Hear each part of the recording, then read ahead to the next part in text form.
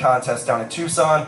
He's also opened for Doug's stand-up before. He's also featured in a pilot episode that Doug's filming right now down in Bisbee, Arizona. So please put your hands together for my buddy, Josiah Osego, everybody.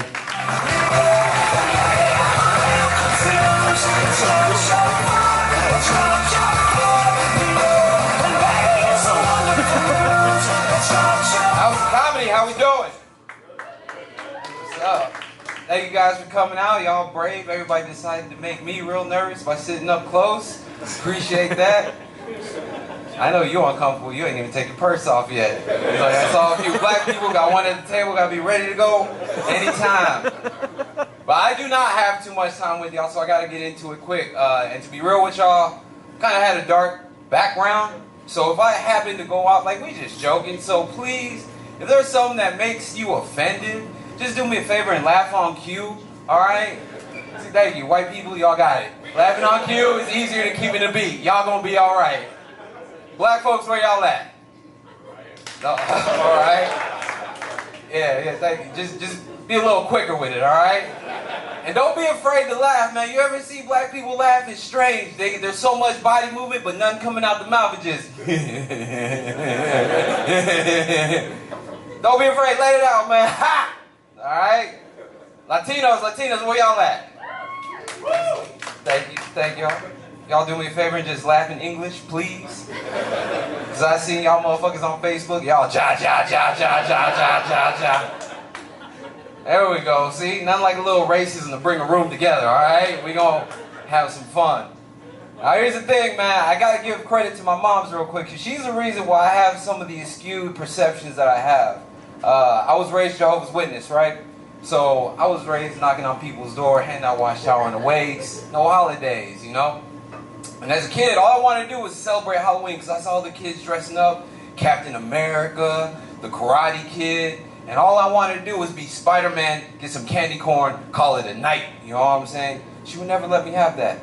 But one year she finally gave it to me. She's like, I'll let you go out, but I get to pick a costume. I was like, oh, yes, yeah. And you know what my mom's did? She dressed me up as a goddamn Jehovah's Witness, knowing nobody was going to answer their door. So, easy to say, I struggle spiritually. I don't know, man. How many people believe in God right now? Like something out there. Let me ask you, some is like, I pray, but he still ain't come through yet. But I'm going to keep praying. How many people trust in God? Okay, all right. See, I'm working on the trust part, man, for real. Like, I believe, but, like, it's hard to trust. Because they told me to pray, right? Ask. Be patient. I asked Jesus for a trust fall. That motherfucker didn't catch me. So, like, now I've been looking around trying to find answers. And the way I do it, man, I don't know about y'all, but I've just been looking, I learned from the people around me. So I want to thank you guys for coming here. I learned from Mother Nature, too.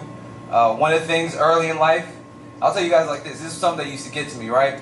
A difference. When I was young, my boys, they'd be like, oh, check out Shorty right there. You know what I'm saying? If they had too much makeup, I'd be like, nah, something wrong with that, man. Like, why her eyelids yellow? Like, she got, what is it, jaundice? She got that sickness? And I looked at Mother Nature, this is something I've held, man, because look, if a girl come in with yellow eyelashes, purple cheeks, violet lipstick, that's a warning to me, because if you look at Mother Nature and all those pretty colorful animals, she did that as a warning. Like, that might be poison. Be careful. And they had little rhyme schemes for them, too. What was, for the snakes, if red touches black, friend of Jack, right? If red touches yellow, you're a dead fellow. So I had my own for the ladies. It was just, if red touches black, I might have some fun, Jack. If red touches yellow, I'm checking her hands and feet for sores because she might have syphilis. That's all I'm saying with that. And it's kept me safe for so long.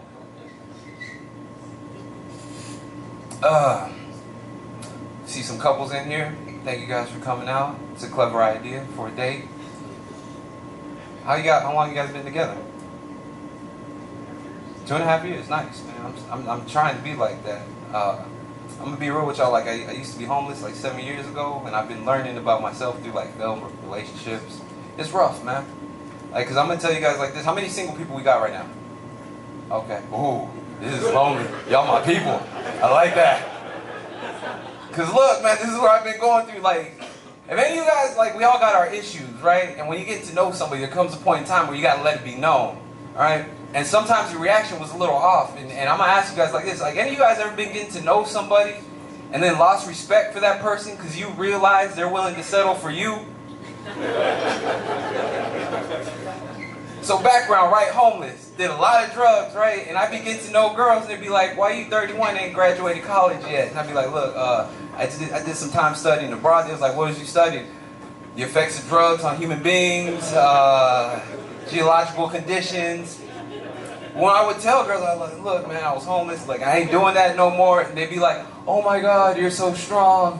They'd be like, "I just told you, baby girl, I'm the most emotionally weak person you could have met. Like, I got homeless doing a lot of heroin, and now you just look like you're real eager to date a black guy. I can't mess with you no more." Because this is a crazy story that I had, man, that showed me that.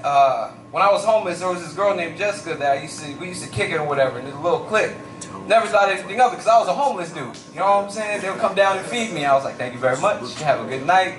Your mommy raised a beautiful little girl. You have a heart." That was it. One night she had came down and she was like, "Josiah, what you doing tonight?" And I was like, "Nothing. I don't know if you heard, but I'm homeless. I'm getting high. Same thing I do every night." She's like, "Well, if you want some company, I'm down to kick it." And I was like, "All right, cool. Like, what you mean by company?" She's like, "I'm trying to stay the night." I was like, "Oh, snap." She's like, "So what do you do?" I immediately started lying to her. I was like, "Baby girl, let me show you how to build a campfire." I had no camp. I just built fires. That was all that I was doing. And we get to the point where she's like, "Well, why don't we lay out a blanket in the wash?" I was like, "Why don't we go back to your house?" And she's like, "I don't really want to go." I was like, "But baby girl, you got this thing called a roof. Like, that is awesome. I don't know if you ever had sex under one of those, but you ain't got to worry about no mosquitoes, no rain, no ants. It's the best." She was like, "Well, I want to have some fun down here." I was like, "You a dirty one, all right. Like, let's make some mud then." I don't know what to tell her. Like, that was it.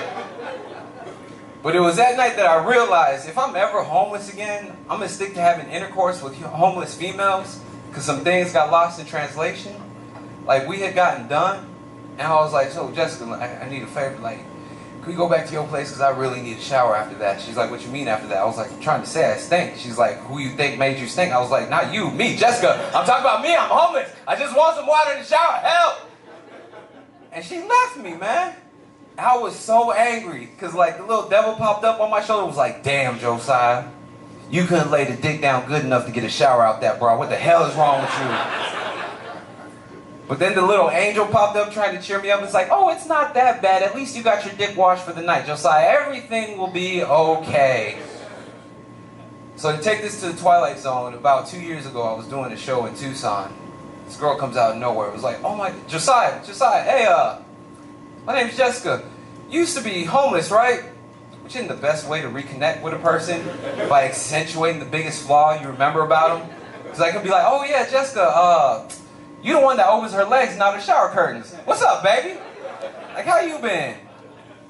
So we get to talking, catching up, right? And she started flirting with me again. She was like, "So maybe we can go to this coffee shop. It's open 24/7. You ain't doing the crazy stuff you did anymore." That's when I realized something. I was like, "Yeah, Jessica, I would love to, but nah, baby girl, because you cuddle with bums, sweetheart. Like, I heard about you. Like, I don't know if you know this, but you have a thing for having nightcaps in dirt. Like, you got wet in a wash in the state of Arizona, and that's a hard thing to do in Tucson. We can't kick it no more, man." And from there, I've continued to learn, man. I've noticed how I've done things differently. Like, for the single people, like, I know y'all try to find out what you're doing different than people who've been in relationships. All right, because one thing that I used to do, I used to buy girls puppies, man, but I didn't know how to buy puppies for women. All right, and it all came about. I had a Valentine's Day. This girl I was talking to started flaking out on me, and my boy was trying to cheer me up. He's like, "Hey, dog, it's all right, man. Check it out. Listen, I'm gonna go get some cupcakes, a table blanket. I'll set it up at the park by 6. You show up at 7. You get her love and affection for less than $20. How's that sound?" I was like, "I don't know, man. I think I'm gonna buy her a puppy." He's like, "Yo, good shit, dog." I was like, "Yeah, man, I'm gonna go to the Humane Society, get one with like half a fourth leg, one eye staple closed." He's like, "Oh, you tugging at the heartstrings now. Y'all gonna save that puppy." I And that's when I realized, I was like, nah, dog, look, because I realized, like, I don't buy puppies for women hoping that they stay. I was buying it for her. That way, after she left me, she was still left with a lot of responsibility. You know what I'm saying? I'm very spiteful. Some of the women are a little apprehensive to laugh at that. Don't be mad at me. Some men do it with babies, all right? I am not the bad guy. All I'm saying is I bought a lot of goddamn puppies in my lifetime. That's it. The Humane Society knows me by name now. The last time I went in there, they were like, Josiah, you back again for another puppy? It's only been 2 weeks. I was like, yeah, these bitches ain't staying around. It was like, well, what are you feeding them? I was like, I take them out to sushi like 4 times a week. Help. She's like, well, maybe you might want to try some behavioral therapy. I was like, behavioral what? She was like, just keep them indoors for like 10 days. I was like, oh, shit. Yo, like, I could do that? She's like, yeah, you technically are the owner. I was like, I wouldn't say I'm the owner, but I do pay for a lot of stuff. She's like, do it 2 weeks, max. I was like, damn. I was like, I'm not getting in trouble for kidnapping? She was like, nah. I was like, all right.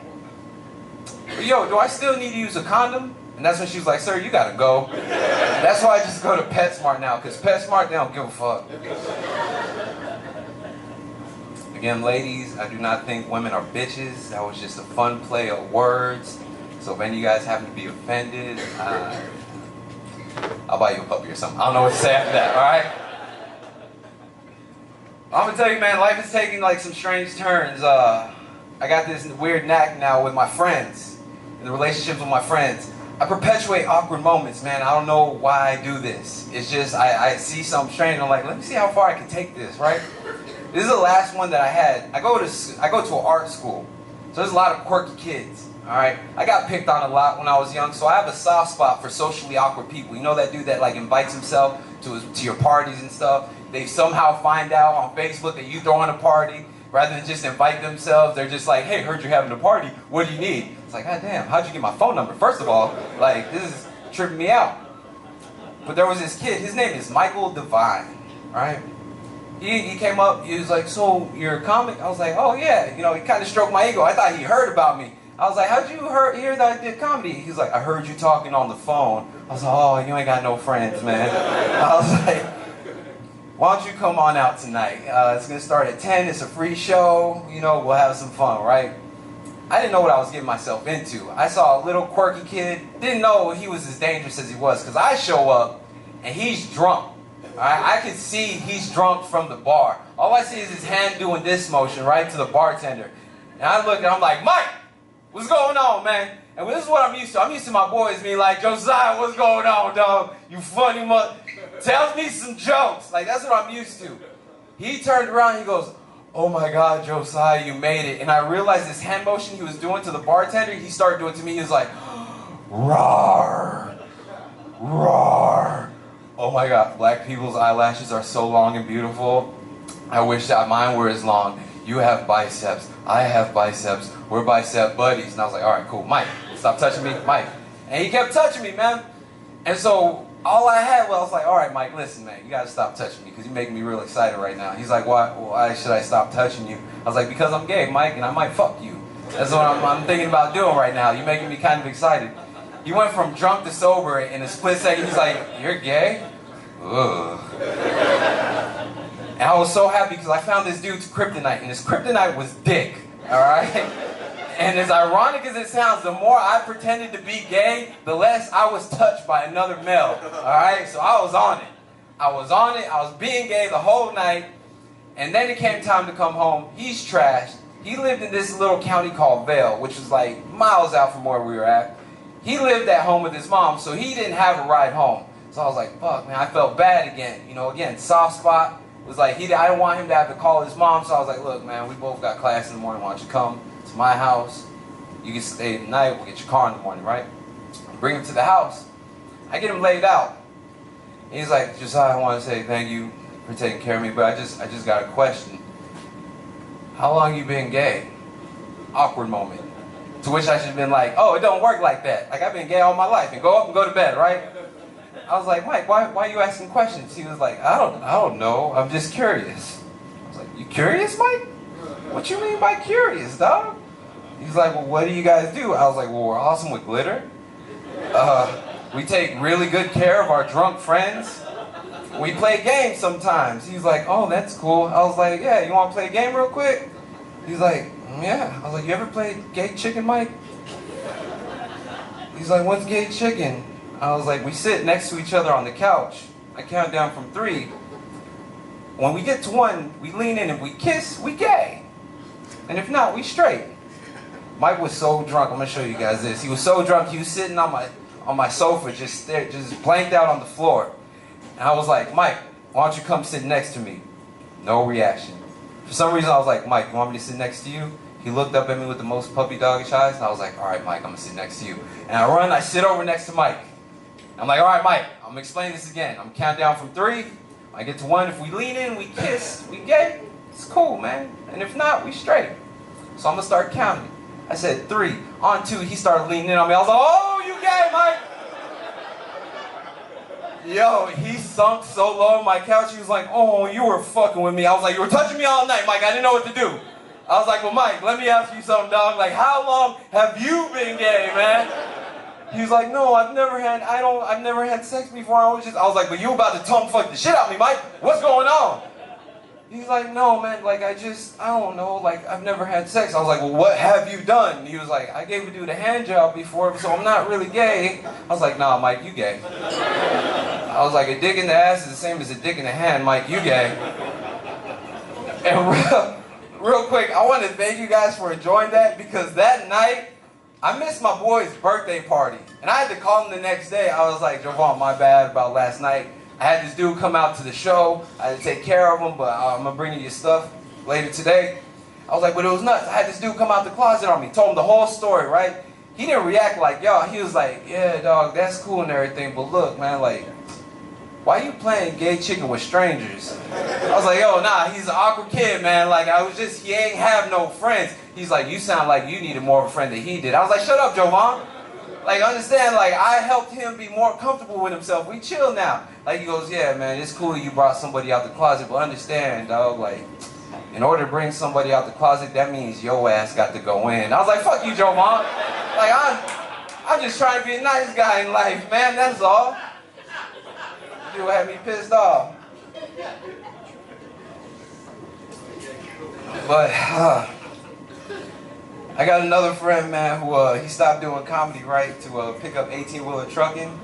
And right now, the best story he's got for me so far is how he made a delivery to one of the largest sex shops in the country. All right? Yeah, no, y'all right to giggle at it a little bit. Because when he told me, I was like, what was you delivering? He was like, a bunch of dildos, man. And he watched like 10 grown-ass men do the inventory. He was telling me, he was like, they had nicknames for him, so when they was going down the list, he didn't know how to keep up. They was like, hey man, we get them lung ticklers in? He was like, what? Lung ticklers? He's like, just the vibrating rabbits. He's like, yeah, we got some of them. He's like, what about the kidney infectors? I don't know what those are called. He goes, just the ones with the tickle on them. He's like, oh yeah, we got some. Dude started laughing. He was like, ha! Yo, you know Jeremy? We gonna have that dude limping today. He's like, who's Jeremy? Jeremy is the one that talked about he fell down the stairs. Jeremy be falling on dicks all the time. That's who Jeremy is. And when he told me this story, I realized something about myself. I realized I want to drive an 18-wheeler full of dildos. But this is what I want to do, all right? I want to get an 18-wheeler, fill it up with none but dildos, hit I-10, right? Start doing 100. Eventually, I'm going to get pulled over. I just had to make sure I had nothing to drink. Because the officer's going to ask me that rhetorical stuff and be like, sir, you got license and registration? I'm going to pretend to be intoxicated and be like, I forgot it somewhere, officer. I don't really know where it's at. Be like, you got any ID on you? Like, no, officer, I don't own Idaho, nor does it fit my back pocket. I don't know why you'd ask such a question. He's going to pull me out, give me the field sobriety test, right? I'm going to fail that tragically. Then he's going to give me the breathalyzer. As soon as he gives me the breathalyzer and I blow all zeros, he's going to get this instinctive thought that every cop does. He'd be like, oh snap, he's not drunk, he's high. There's drugs in that goddamn truck. And he's going to ask me for permission to search my vehicle. Now I'm going to give it to him. And I'm going to watch the poor officer pull out the first box and be like, oh damn, this dude got a bunch of dildos. He's going to try his luck with a few other boxes. And I'm going to get to watch this poor officer pull out dildos, wiggle with dildos, find number of batteries in the dildos, put dildos back. He's going to have to call for backup. I'm going to laugh to myself because backup doesn't know what they're backing up into. Backup's going to show up, start going through dildos twice as fast, not knowing how hard they're fucking themselves over at that time. Backup's gonna call for a K9 unit. K9 unit's gonna show up, gonna start sniffing some dildos. Might even lick a few dildos. At that point, I'm pulling out my cell phone because this just became a threesome. And all I gotta do is have $200 to pay that goddamn speeding ticket, because that's the price it is to watch the police protect and get served in Arizona, okay? Even mess with the officer, be like, officer, you forgot your flashlight. Flashlight! I'm just playing! Like, seriously, if you think about it, there's no bad way that story ends. Even if I take that 18-wheeler, start doing 100 and crash that goddamn truck, there's gonna be thousands of dildo molds flying through the air, breaking windshields, denting fenders. With the amount of people that are gonna have to pull over, so be like, oh, baby girl, look, this is exactly what we needed for tonight. But yo, that is my time. My name is Josiah Osego. How's the comedy? Y'all been awesome. Keep it going and give it up for my man, Eric Baez.